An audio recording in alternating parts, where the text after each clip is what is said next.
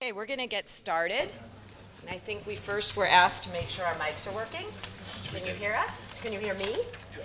And everyone else, do you want to say hello? So we can make sure Hello. Hello. Hello. Good morning, Johannesburg, or Honeydew, actually. Good morning, Honeydew. My name is Amy Brakeman. It's a real honor to welcome you here for a discussion with some incredible innovators who are they're succeeding in trying to help youth prepare for the future economy, which is now. We all know the future is now, so it's just kind of a jazzy title to talk about the future. My name is Amy Brakeman. I've had the great privilege of working with African Leadership Academy since it was a business plan. I highly believe in the power of, is that me? I highly believe in the power of youth and unleashing the power of youth to reimagine what the future can be. And so it's among the most optimistic and hopeful and fun work that I do. I want to just read a 1 minute blurb to get us on the same page about the future of work in Africa. So across the world, we know that there's slow growth, economic growth in many parts of the world, rapid automation, low manufacturing employment, and that has constrained particularly developing economies' ability to industrialize and grow jobs for all their citizens. In Africa, these challenges are compounded by low agricultural productivity, high fertility rates, and rapid urbanization, creating high rates of both rural and urban unemployment and a steady flow of new entrants to the young and bulging workforce. So each of our panelists today are thinking about many innovative ways to help youth who've been really left behind by a low functioning education system and maybe some historical legacy ideas about how to train and educate youth to be successful. So they're trying to change that paradigm and that mindset. So they'll talk not only about the actual work they do to train youth, but a lot of it is about advocacy with governments and changing mindsets with employers about how to think about how we develop the labor force that's needed, and to make that equitable so that it's not just enabling those who already have privilege to get more opportunities, that we're making sure we're finding pathways to success for those who are disadvantaged. So it's a big challenge. So we're not really here to talk about, crystal ball scenarios about what the future might look like, because that isn't our specialty. We're not those futurist prognosticators. That can be fun. You can see some TED Talks for that if you like. We're really trying to think about how do we make growth more inclusive. How do we increase the skills that everyone has? And so we're going to start, I guess, with, I think I'll ask one question, and then if we feel like we want some data, I have a paragraph about data about the number of youth on the continent and how many of them are unemployed. But I think roughly, I think the most important fact that I'll put out there, unless people ask and want some more facts, is that it is expected that 8 million youth a year on the continent will be entering the workforce. And you guys would know better than I what % of that might naturally get placed, and then how many we're dealing with who are not easily placed into work and need to figure out livelihoods and more creative ways of making a life for themselves. So I will quickly ask each of you to introduce yourselves. I'm very excited because I already work with 2 of the 3 organizations, and so but I'm Harambee in South Africa and West African Vocational Academies in Nigeria. They partner extensively and increasingly so, which is very exciting. And Andela, of course, has a very big reputation for creating high value-added jobs, digital jobs for youth on the continent and elsewhere. So I'll let each of our speakers, Maryana, Misan, and Joshua, maybe say a sentence about who you are and why you're here. Sure. And then I'll ask you a few questions. Then they're going to ask each other a few questions. And then we'll leave 15 minutes for you to ask them questions. My name is Maryana Iskander. I'm the CEO of Harambee. We're a youth employment accelerator set up 6 years ago, actually here in Johannesburg. We have a national presence in South Africa, 6 offices serving all 9 provinces. We have partnered with government and the private sector, and more importantly, young people, to figure out how to get young people into their first job. And to date, Harambee has placed 50,000 young people in their first job and worked with roughly 400,000 young people that have come into our facilities for employability benefits. Hi everyone, my name is Misan Rewane. I'm CEO of WAVE, West Africa Vocational Education, and similar to Harambee, we work with unemployed young people who are hardworking, self-motivated, but do not have access to job opportunities because they don't have a university degree, the credentials. And so we work with them to bridge them or make them employable by teaching them basic how to communicate, how to solve problems, how to work with others, what we call employability skills, what some people call soft skills, but they're actually the hardest to teach and the hardest to measure. And then we match them to employment. We have matched just over 1,000 young people in the last 4 years to employment, primarily with small and growing businesses in Nigeria. Excited to be here. Hi, and I'm Joshua Mwaniki. I'm the country director at Andela in Kenya. Excited to be here, first of all, because I've never been to LA, heard lots about it. Andela looks to match or to fill basically the digital skills gap, especially with high-end digital skills, front-end, back-end development, DevOps, the likes. And doing that, we're trying to take advantage of the talent, the immeasurable talent found in Africa by looking at the top end of the talent, matching that with the top organizations that are looking to fill those skill gaps and seeing what we can do with that. So we believe in human potential. How do we unmask it? How do we also help fill this gap? And so far we've got about 600 plus fellows, because it's a 4-year fellowship program that people come for. There were about 600 so far between Kenya, Nigeria, and Uganda, which we just launched towards the end of last year, and moving strong. And about, I think, little over half of those are actually working as fully integrated team members with very many, I would say technology firms from, we've worked with Facebook, Google, 2U, etc. And we will keep just growing the numbers as we go along. Yeah. Thank you. So I think we'll start with a question to help the audience think about what are the skills and mindsets that you think youth need to be successful in the current and future economy? Misan? Okay, yeah. I think the job of education is really to help young people discover themselves. So I like the framing of learning how to be. So who am I? What are my strengths? What's my dream? As Uncle Keem said earlier. What's that audacious dream that I have? What are the talents that I have? So learning how to be and learning how to evolve as you go through life. Then there's learning how to know. How do I find information? How do I solve problems? How do I continue to learn and adapt as the world changes? And then there's learning how to do. I actually have to learn how to do certain things. I have to learn how to solve problems. I have to learn how to analyze or gather data. I have to learn how to work in teams. I have to learn how to manage my time, manage my emotions. And so I think that's the framing in which I use to think about this problem. Now, increasingly, as the amount of data in the world grows rapidly, I think there's another skill set around how to make sense of all the data and how to decide where to invest your time and your energy. So there's going to be that discipline of, in a 24-hour day with 48, 72 hours of information and options and choices coming at me, how do I distill that down? Technical skills will continue to be very important, and we're very bullish on the idea that the education system needs to not be thought of in isolation as an education system, but education to employment. And so how do those two parts work together as one system so that what the employers are at the cutting edge of doing, they find apprenticeship and internship models to help people learn that, or project-based learning to help people learn that.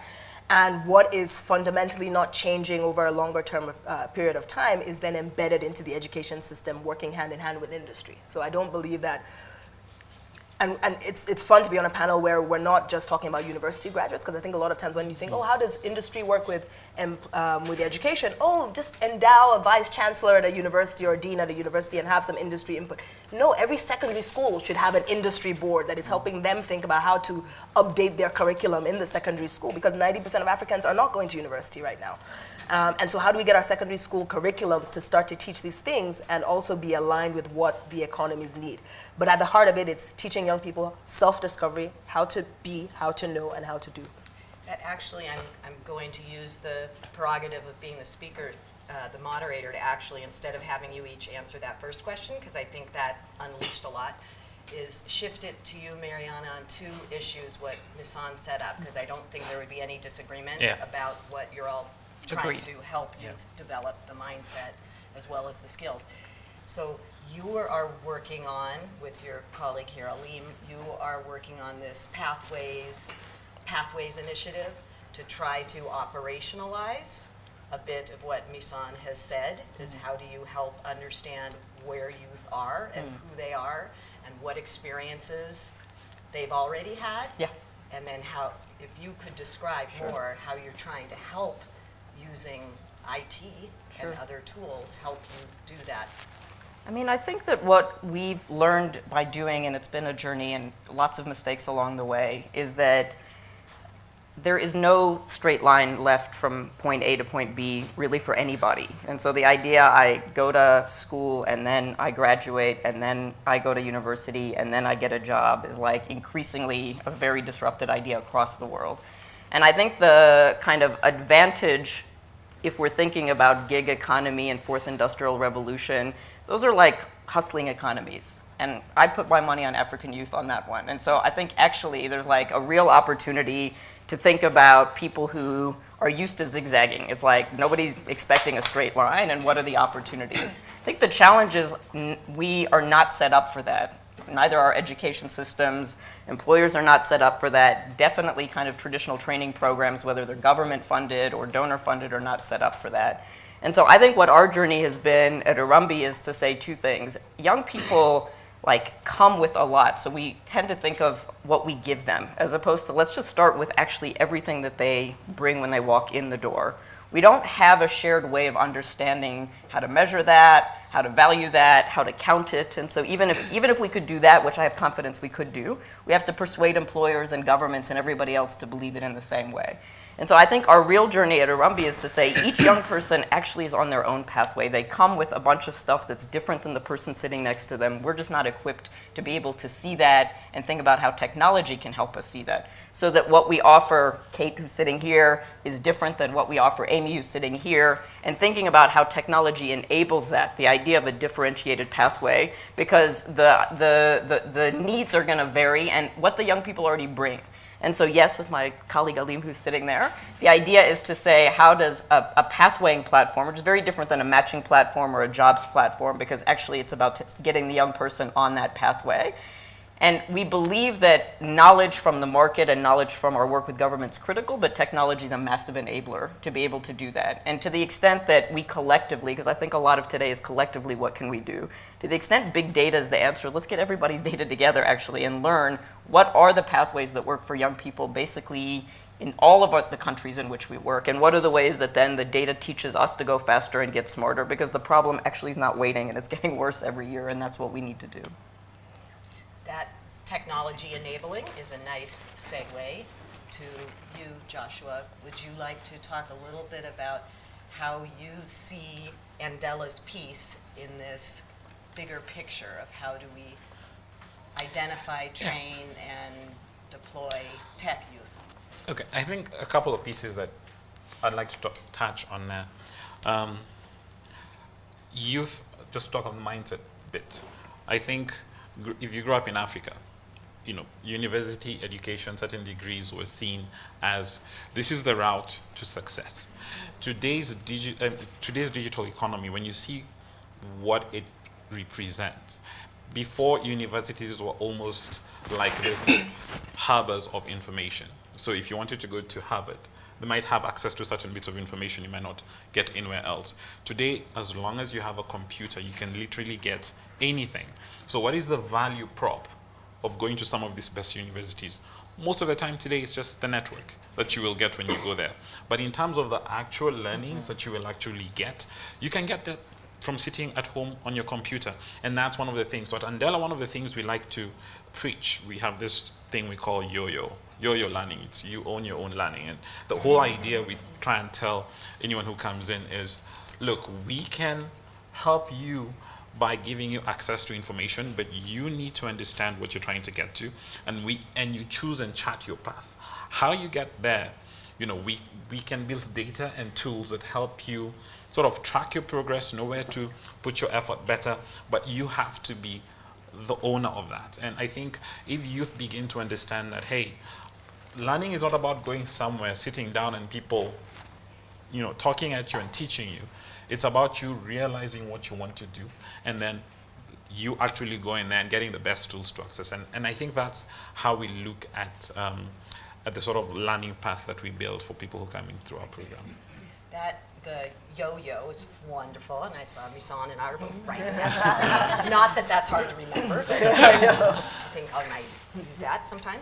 But one of the things that's interested me as I've gotten to know your work, and another reason that I like ALA is this idea that, there's such a drive for scale and getting more youth trained and deployed into different jobs, and there's such a desperation feeling, like there's just the problem is so great that unfortunately I think that means there's a lot of approaches that maybe feel like they might get you somewhere, but in the long run don't, because they're not customized at all. It's, with this drive towards scale and helping these 8 million youth every year, there's all this mass market livelihoods and entrepreneurship trainings, and I'm sure there's some great benefit that comes out of that. But I like what you're saying about, you own your learning. You're saying, it's a zigzag customized path, breaking that lockstep mindset of society will take care of me if I make it through these steps in the education system.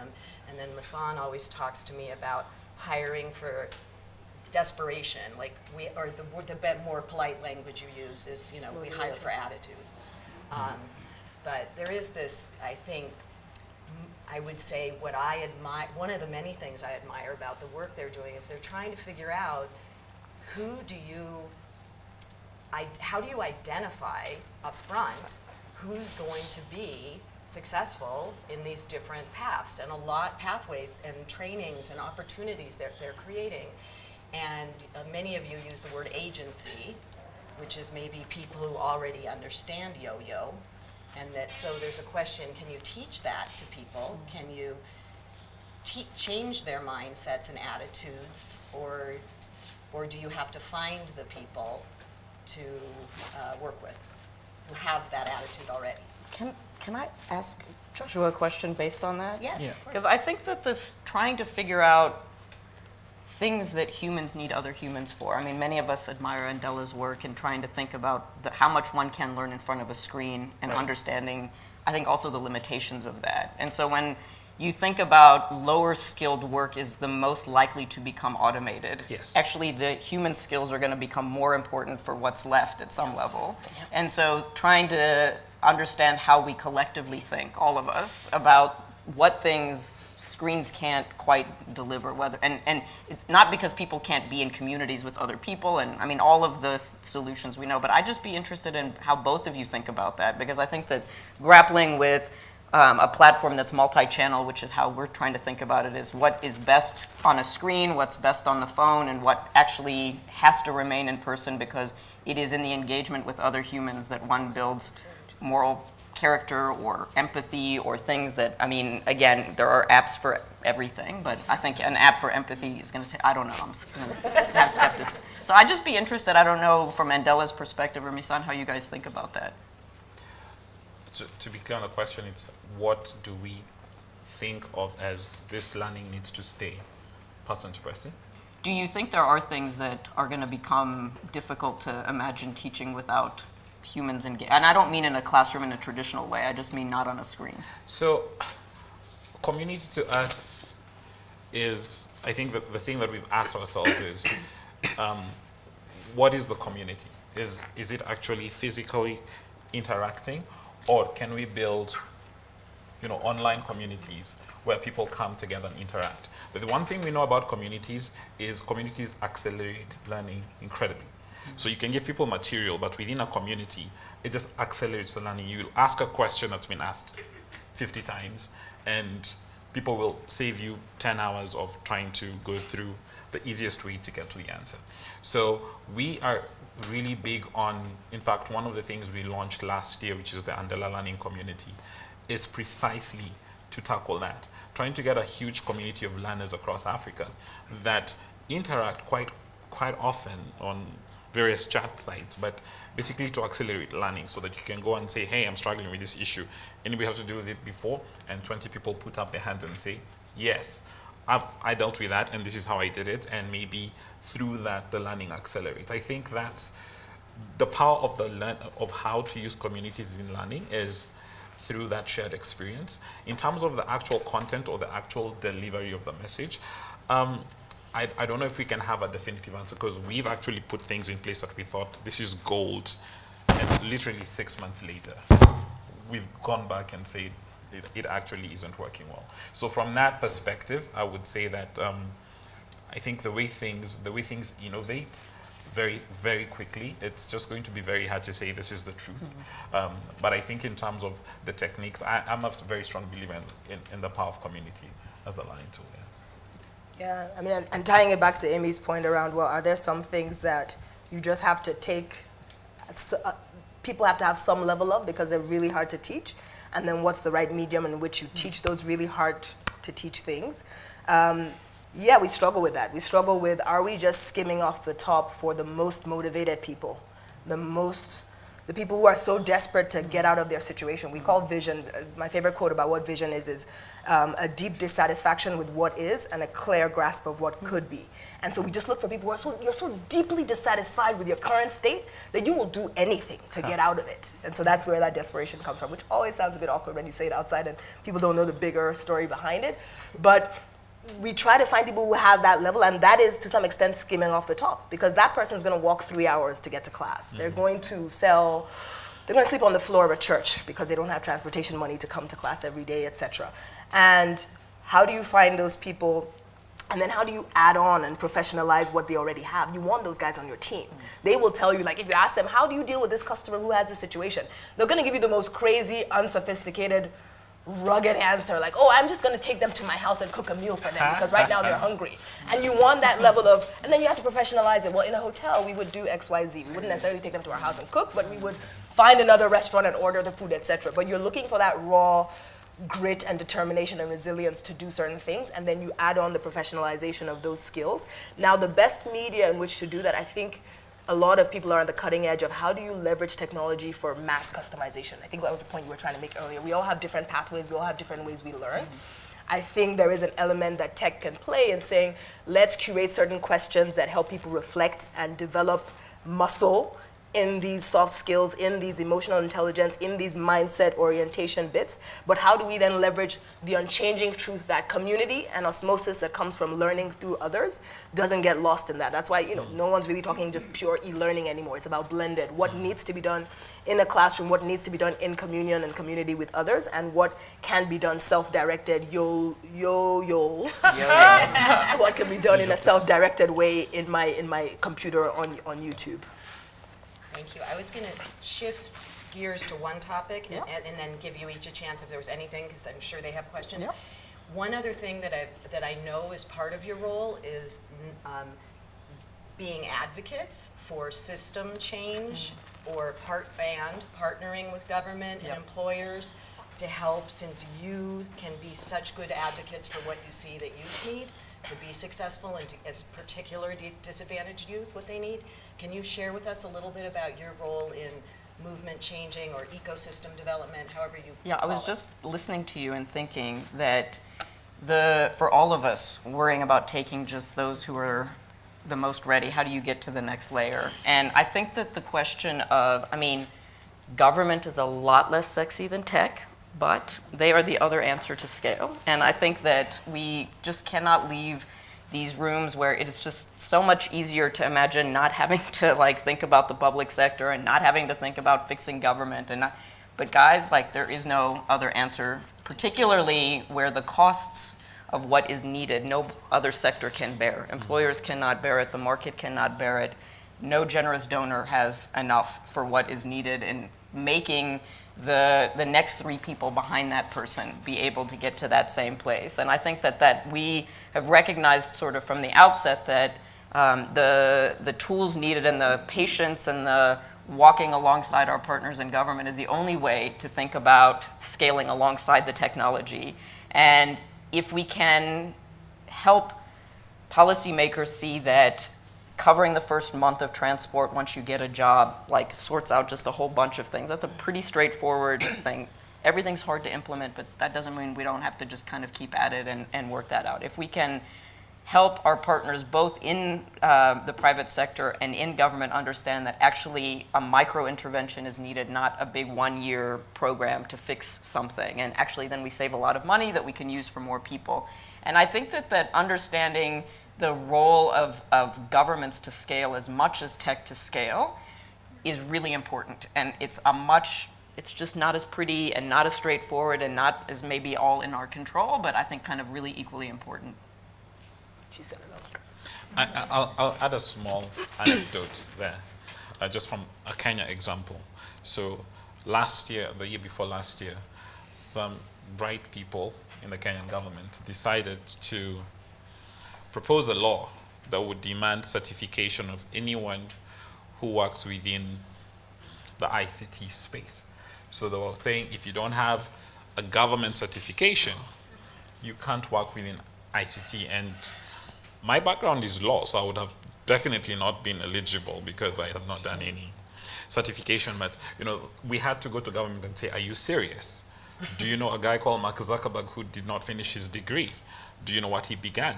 What about Bill Gates? Like we were just listing, like you cannot sit there and say that certification is going to be one of the things that streamlines an industry like tech where innovation is the key. It doesn't matter whether they're certified or not, just as long as people are doing something, they should be allowed to go. But it was actually a very hard discussion to have with them because some people just think, no, it's like a degree, like medicine, you have to have certification there, you have to, and it's just lack of understanding. So if you do not have advocacy, because the tech community had to come together, take it all the way to the top and say this is going to break the industry.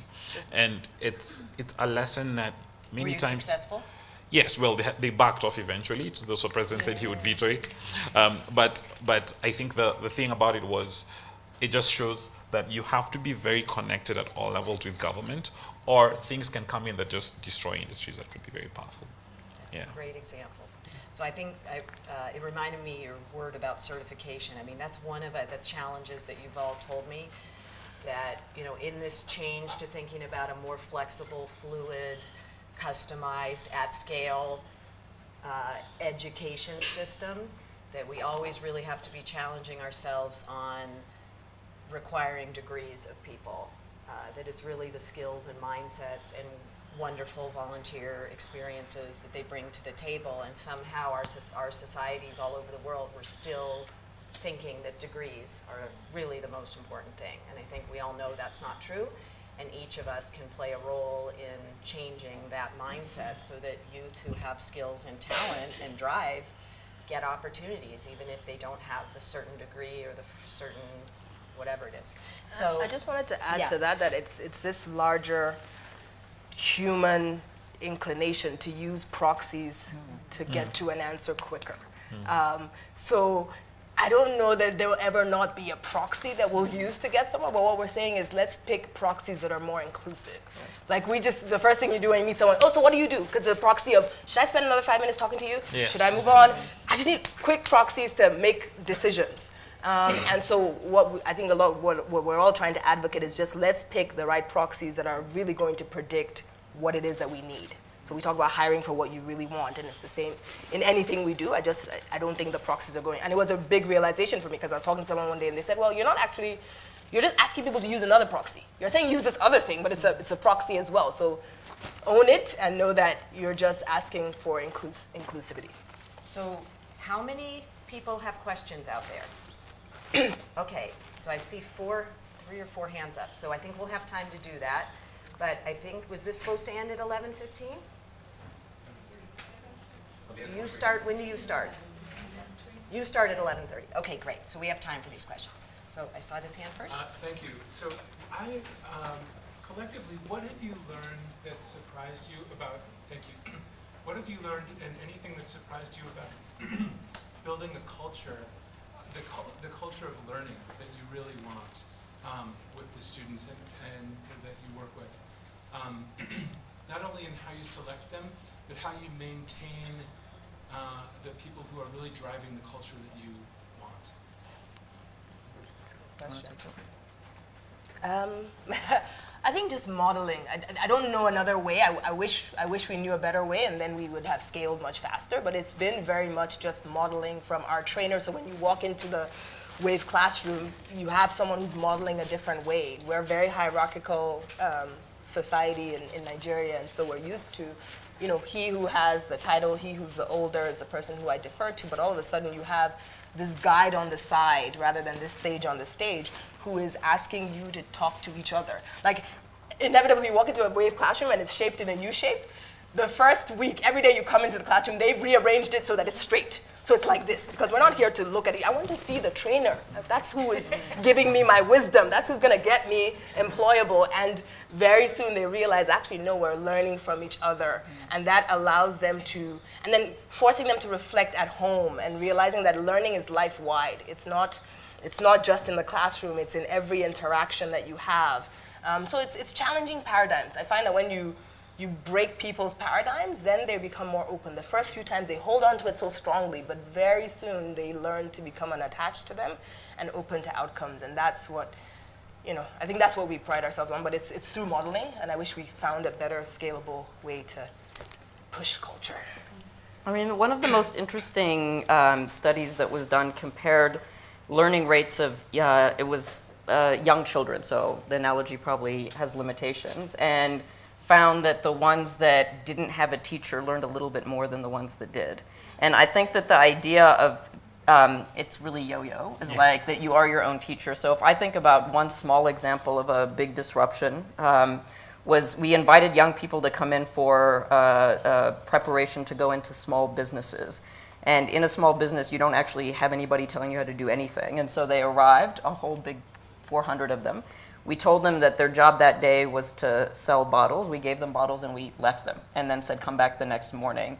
And when they came back, well, first, who came back the next morning? So that was the first point, is like the people who tried or were like, what's happening here? And at least I'm going to come back. And then when they came back, they were much more receptive to learning, because the learning came off the back of trying, as opposed to typically you first learn and then try. And so if you try first and then learn, your openness to what it is that you need to know increases dramatically. Yeah, the only point I'll add there is the one thing we've added at Andela is we've built a strong base of mentorship. We actually require, you have to have a certain amount of mentorship hours. We find mentorship also, it introduces a scope of accountability to the people you're mentoring that makes you have to learn, because you will get questions and you have to be ready for the people that you're mentoring. And so that became one of the sort of cornerstones of our program, is mentorship is a requirement and it's part of the culture of learning that we've been able to put together. Yeah. Yes? So I'm with Teach for All. I still think that, I agree with you. The nature of schools needs to change, and we've learned a lot in the U.S. too. I taught in the U.S. about degrees and whether or not they're a proxy for success. So, but I clearly our work at Teach for All is very much in the primary, secondary school system, and I love the work you all are doing.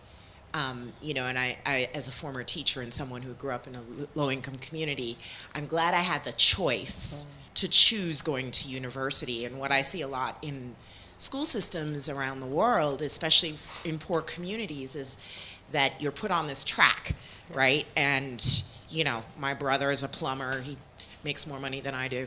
But you know what I'm saying? So I'm not putting any sort of judgment on it. But I do believe it comes down to the child making the choice, ideal world. I guess my question is, like, when you think about your work, how do you think about, I was looking at some of the stats, I believe in Ghana, where someone said this number, 91% of kids are enrolled in primary, then it's like 49% drop by junior high, and it's 5% are going to university. And again, not a proxy for success, but I guess I'm wondering, how do you view your role in working with the primary and secondary school system to change a lot of the way that instruction is being delivered? Do you know what I'm saying? Because I think what you're talking about needs to happen throughout the system. Sorry, that's a very complex question. No, I mean, I tell our team all the time, it sometimes terrifies us. We're like, no, we're trying to put ourselves out of business. If kids could learn this in secondary school, and when I think about secondary school, I think from 6th grade to 12th grade, which is how we traditionally thought about it. If they could learn these skills in secondary school, primary and secondary, then we would be out of business. There would be no need. What we're doing right now is, we were talking about this yesterday, what we're doing right now is just putting a Band-Aid on this bleeding problem of 8 million people every year are bleeding out into the system. And we're like, okay, we need to fix the 8 million, and then the 40, and then every year 8 more are joining the pool. We just need to plug the hole. How do we go back into the school system and change our curricula so that it incorporates these skills? In my country, we added 34 vocational subjects. That was the government's response to this problem of unemployable youth. 34 vocational subjects, so home economics, architecture, plumbing, welding, carpentry. They didn't resource the schools on how to teach them, but that was not the point. If you teach young people these skills of how to learn lifelong, life-wide, they will adapt so that when tomorrow people are 3D printing houses or precision farming without farmers in the tractors, they will know how to learn and adapt. And so that for us it's involved us thinking beyond ourselves and starting to say, you know what, we have a curriculum, we think it works from what we've seen, let's go into secondary schools and start to teach teachers how to step this down into the classroom. So that's our immediate next step, is if you can then have some data that says, okay, the kids that come out of 12th grade at these schools that learn these employability skills and the kids who didn't get access to these skills, are they having different employment outcomes? And then maybe you can take that data to a decision maker at the government level and say, look, you have to do the right thing, and let's start to help teachers teach these much earlier on. And so we're not putting Band-Aids throughout. In the back? And we're actually doing some stuff with Teach for Nigeria and trying to teach the fellows to then go into the classroom and teach this stuff. Hi everyone, I'm Adma Abubakar, I'm from Niger. My question is, what field do you think will be available for Africa to success in work? That's my first question. And also, do you think if we suggest teaching students in the high school or secondary school, like the field they want to grow up in, it will help Africa like to grow in the field of work and jobs? Thank you. Okay. I think this is something I can tackle. We have a huge bias on the digital economy for one main reason. We believe strongly in distributed work, and distributed work is not anywhere else more pronounced than in the digital economy. The US, they're estimating by 2020 about 1.5 million digital jobs open, software developer jobs. The EU is saying their gap is going to be about 900,000. And this is with all their projections of the skills that they will have at that time. This will be the gap they have to fill at that period of time. Now, strongly, as you look at the world today, the big differentiator is no longer how much money you have, it's the talent pool that you're able to access. That's what gives you the edge when it comes to business. Africa is very untapped. We have a lot of smart people who go do computer science and then end up getting a job to fix laptops in a bank. And you're thinking, what is that about? But you have millions of jobs that are going to be opening up around the world. The world is no longer built on brick and mortar. It's on code. And one of the things we keep saying is, you need to be able to arm yourself, because the digital, if you look at the software development and the languages that come through, one of the biggest languages today is React. React is like 2 years old. So if you went to university and you graduated, you probably didn't study React. Yes, but many companies are hiring for React developers today. So you need to be able to look at that and say, how do I skill myself? How am I able to also learn the skills, to learn and adapt to new technologies as they become available. Soft skills is going to be very critical in allowing you to engage with people from different cultures. And I don't know why we call them soft skills, because they're the hardest skill to learn, right? And so for us, those are the things that we're saying, hey, look, the digital economy, this is going to be big. People look at it, hey, what is it going to be in Africa?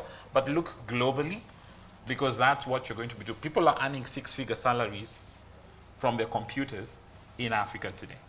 We have people within Andela who are getting offers to work remotely, but earning six-figure salaries in US dollars. So that tells you that this is going to be the future of the world as we move ahead. That's at least a strong belief. Okay, we only sadly have time for one more question, but we will be able to stay and talk. I was going to give it the ALA student. Good morning. My name is Oba Gang, and my question is about recruitment marketing.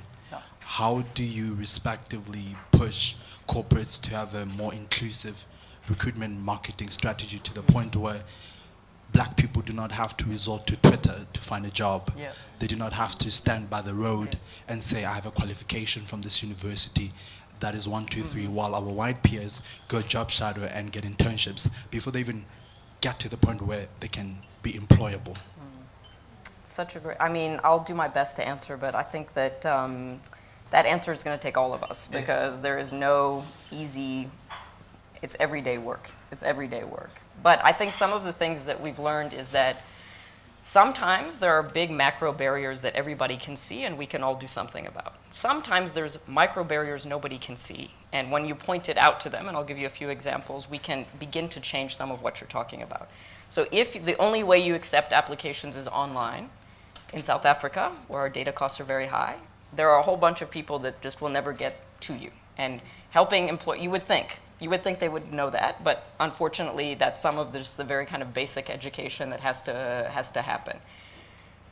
Helping people understand that everybody finds a job through networks. And Harambee's sole purpose is to be the network for people who don't have network. They don't know anybody working. So it doesn't matter how talented you are, where you went to school, you just don't know where the jobs are. And oftentimes the answer for many young people is they don't need any more training. Somebody just tell them where the job is actually, and just point them in that direction, and then work with sometimes those employers and sometimes the young people. Because when that person gets a job, everybody they know knows somebody that has a job.